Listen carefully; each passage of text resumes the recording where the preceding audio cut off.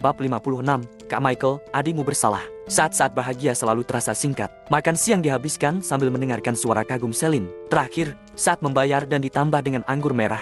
Totalnya 227 juta. Angka ini membuat Charlotte tidak bisa berkata-kata lagi. Ada bagian yang membuatnya sedikit lega. Walaupun mereka tidak tinggal di hotel ini, Hotel 230 ini masih memberikan mereka 2 jam tangan dan 1 boneka beruang peluk anak edisi terbatas. Apa aku terlihat seperti pemula? Di dalam lift, wajah Michael tampak penuh senyuman. Kamu terlihat seperti pemula atau tidak? Sekarang tidak perlu dibahas dulu. Yang pasti, aku sangat ingin meninjumu sekarang. Charlotte lesu berkata, 220 juta. Hanya untuk sekali makan. Dengan kamu menyimpan uang 220 juta itu, sisi mana yang buruk? Kenny dan Julie di luar sana masih bekerja paruh waktu.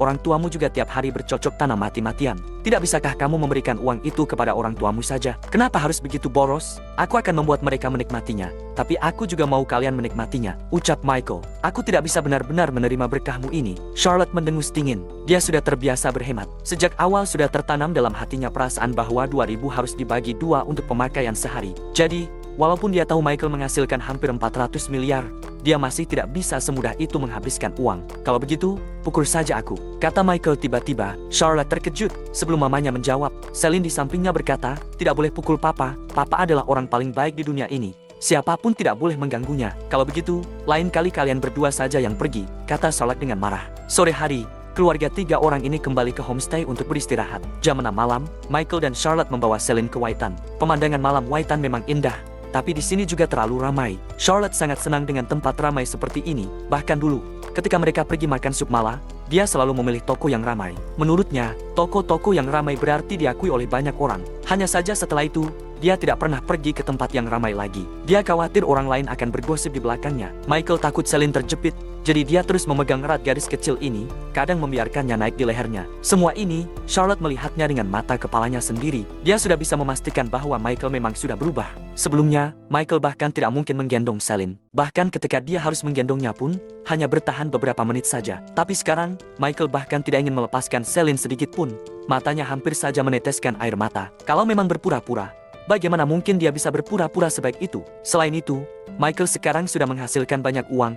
Buat apa dia berpura-pura? Tentu saja, dia paham. Pertemuannya dalam beberapa tahun terakhir masih membuat Charlotte sulit untuk menghilangkan celah di hatinya. Tidak ada wanita yang bisa dengan mudah dibujuk dalam waktu hanya beberapa hari setelah bertahun-tahun disiksa dan menderita. Atas saran Charlotte, sekeluarga 3 orang ini cukup makan biasa saja, yang akhirnya menjadikan ide Michael untuk makan malam dengan cahaya lilin sia-sia. Ketika kembali ke homestay, Celine sudah tertidur. Gadis kecil ini berbaring di tubuh Michael dengan senyum di sudut mulutnya, seperti sedang bermimpi indah.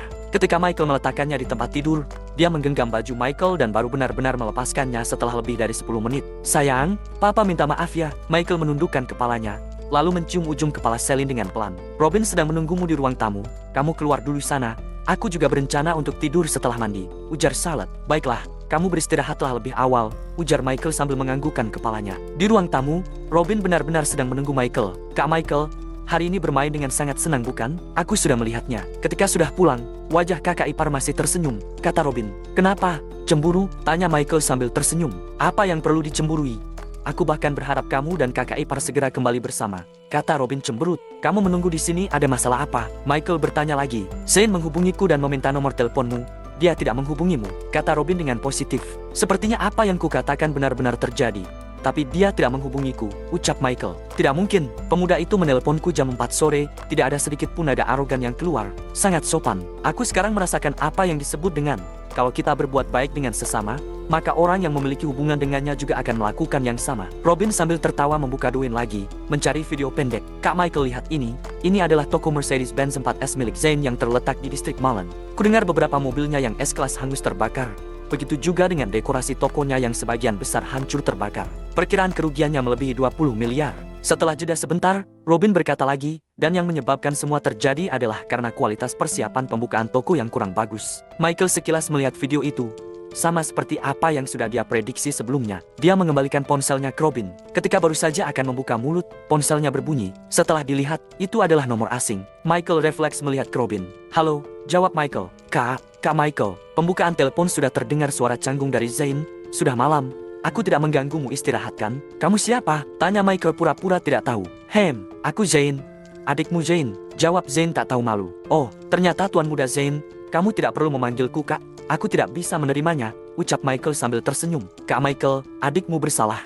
Sudah melakukan kesalahan besar. Apa kamu mau menerima permintaan maaf adikmu? Zain berkata dengan wajah sedih. Kalau bukan karena kesombonganku, kebakaran hari ini tidak akan terjadi. Alasanku menelpon Kak Michael sebenarnya untuk berterima kasih. Karena setelah kamu memperingatiku, aku baru menyuruh orang untuk mempersiapkan alat pemadam kebakaran lebih banyak. Kalau tidak, mungkin toko ini tidak akan buka lagi. Setelah mendengar ini, Michael tidak berpura-pura lagi. Dia tersenyum dan berkata, kamu, Tuan Muda Zain, kamu adalah orang pertama yang sudah kuperingatkan tapi masih memilih jalanmu sendiri. Zain itu pintar. Dia langsung dapat melihat maksud dari kata-kata Michael. Kelihatannya, Robin dari awal sudah menerima bantuan dari Michael. Kalau tidak, dengan kepribadian Robin, mana mungkin dia bisa sesopan itu terhadap Michael dan memanggilnya dengan panggilan Kak. Kak Michael, adikmu bersalah. Zain meraung dan berkata, sampai sekarang aku baru menelponmu karena aku dengar dari Robin bahwa kamu sedang membawa kakak ipar dan anakmu berlibur. Jadi aku tidak berani mengganggumu. Kamu lihat, adikmu masih muda, tidak mengerti masalah yang terjadi. Maafkan adikmu ya kali ini. Adik tidak akan melakukannya lagi. Michael untuk sesaat tidak bisa berkata-kata. Kenapa kedua generasi ini bisa sama? Dia tidak punya kapasitas untuk menghukum Zain. Kenapa pemuda ini harus begitu rendah hati? Dia melirik Robin dan Robin juga menatapnya.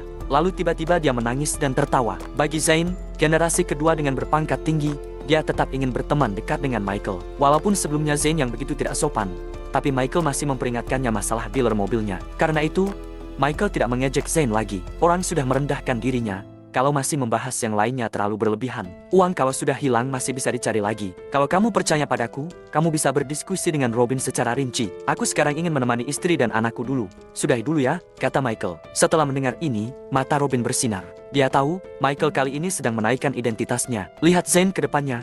Dia masih berani arogan atau tidak? Terima kasih Kak Michael. Terima kasih Kak Michael. Di tengah pujian Zain, Michael menutup teleponnya. Lalu menghadap ke Robin dan berkata, masalah jual kosong hai andai. Dia tidak bisa terlibat lagi. Kamu bawa dia ke pasar saham mobil Tesla saja. Ketika sudah menghasilkan uang, mungkin setelah ini dia akan memanggilmu kakek. Mana berani dia? Dia memanggilmu Kak Michael. Mana mungkin dia memanggilku kakek? Robin pura-pura tidak puas. Bocah sialan. Kamu berani memanfaatkan aku ya? Michael marah sambil tersenyum. Haha, baiklah Kak Michael. Istirahatlah lebih awal. Aku mau memeriksa pasar saham terlebih dahulu. Bab 57. Saham as terjun. Kejadian ini bermula dari seorang penanggung jawab mobil Hyundai yang memukul seorang wanita tua berusia 60 tahun di depan umum. Toko mobil Hyundai dituduh menipu pelanggannya, dan grup Hyundai belum memberikan jawaban yang jelas. Perusahaan asing ini dianggap arogan di Vibastana. Semua warga, bangunlah. Sejak kejadian ini viral, setiap kali membuka ponsel, berita tentang wanita tua yang dipukul selalu muncul di beranda. Mobil Hyundai, sebagai salah satu pemain utama di industri energi baru, memiliki perjalanan yang mulus hingga kini. Namun, karena terbiasa dengan kesuksesan, Departemen Humas mereka gagal memberikan tanggapan yang baik, atau mungkin mereka memang sengaja tidak merespon. Insiden mobil autopilot yang menyebabkan kematian pengemudi hanyalah salah satu dari sekian banyak masalah mereka. Kasus pemukulan wanita tua ini telah memicu kemarahan publik. Sejak kejadian di pameran mobil, media langsung menyebarkan berita ini ke internet. Seluruh dunia maya pun langsung bergemuruh. Di situs web asing, banyak warga Tionghoa yang mempertanyakan kualitas mobil Hyundai. Diskusi di situs asing lebih banyak membahas kecelakaan sistem mobil Hyundai. Sementara di Vibastana, lebih dari 90% pembahasan fokus pada ketidakadilan yang dialami wanita tua tersebut. Kemarahan warga Vibastana bisa dipahami. Pasar mobil Hyundai di Vibastana mencapai 40%. Grup Hyundai dianggap meremehkan konsumen di Vibastana karena mereka tidak memberikan perlakuan istimewa kepada penggemar mobil mereka di sana. Bagaimana mungkin mereka memperlakukan wanita tua itu dengan cara seperti itu? Tanggal 8 September, jam 12 malam, pasar indeks Nasdaq dibuka. Saham mobil Hyundai mengalami penurunan drastis. Harga saham yang sebelumnya mencapai 877 USD, kini jatuh hingga 622 USD pada penutupan pasar. Dibandingkan dengan harga puncaknya, penurunannya lebih dari 30%. Penurunan saham Hyundai ini turut menyeret pasar saham as lainnya. Menurut laporan Securities Times, pada pukul 8 pagi, Nasdaq jatuh 5,2% ke titik ke 110.337,05. Dow Jones turun 722 poin, dan S&P 500 turun 500 poin. Nilai pasar berbagai perusahaan teknologi besar mengalami kerugian besar. Ponsel buah, Amazon, Facebook, dan Tesla. Seluruh saham as terjun bebas. Hyundai, sebagai biang keladi masalah ini, kehilangan 43 triliun dalam semalam. Ini merupakan kerugian terbesar dalam sejarah Amerika Serikat. Warga Vibastana telah menunjukkan kekuatan mereka kepada dunia. Wanita tua berusia 60 tahun itu dijuluki mitos legendaris penghancur raksasa dalam semalam. Di sebuah villa, Jack menyalakan rokok dan menarik napas panjang. Apa salahku ini? Teman-temannya juga tampak menyesal. Mereka telah mengumpulkan aset dari perdagangan saham. Jika sedikit bisa menghasilkan 2 miliar, jika banyak bisa mencapai 20 miliar. Jack, misalnya, dengan tambahan kekayaan keluarganya, memiliki aset lebih dari 80 miliar. Seandainya mereka mendengarkan Robin dan menginvestasikan semuanya ke pasar saham. Robin, oh Robin, kenapa kau tidak mengancam kami dengan pisau agar kami mendengarkanmu? Di Laut Biru Homestay, Robin terlihat kelelahan, tetapi semangatnya tetap membara. Michael juga merasa gembira. Meskipun dia tahu tentang masalah ini, melihatnya benar-benar terjadi membuatnya sangat senang. Bagaimanapun, ini lebih dari 4 triliun. Charlotte bertanya, Robin, kau tidak tidur semalaman? Kakak ipar, bukannya aku tidak mau tidur, tapi aku sama sekali tidak bisa tidur. Jawab Robin, nilai pasar Hyundai turun hingga 43 triliun atau 30%. Kau tahu apa artinya ini? Aku tidak mengerti, jawab Charlotte. Robin menjelaskan kepada Michael, Kak Michael, aku sudah menghitungnya. Meskipun saham Hyundai tidak turun lagi, kita sudah untung banyak. Celine bertanya, Paman, ini berapa? 36.000.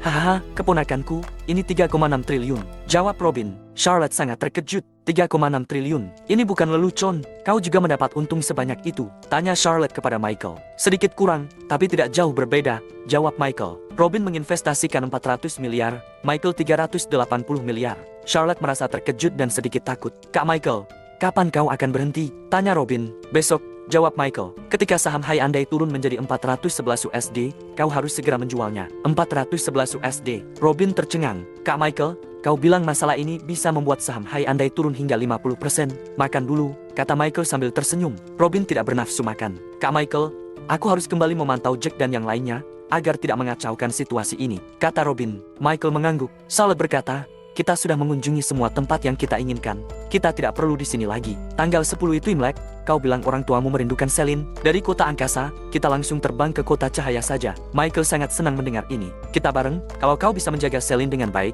aku akan kembali ke kota samudera bersama Robin, kata Charlotte. Michael langsung melompat kegirangan. Tidak bisa merawatnya dengan baik. Bagaimana aku seorang pria dewasa menjaga anak dengan baik? Nyonya Charlotte tersayang, tetap harus kamu yang mengurusnya.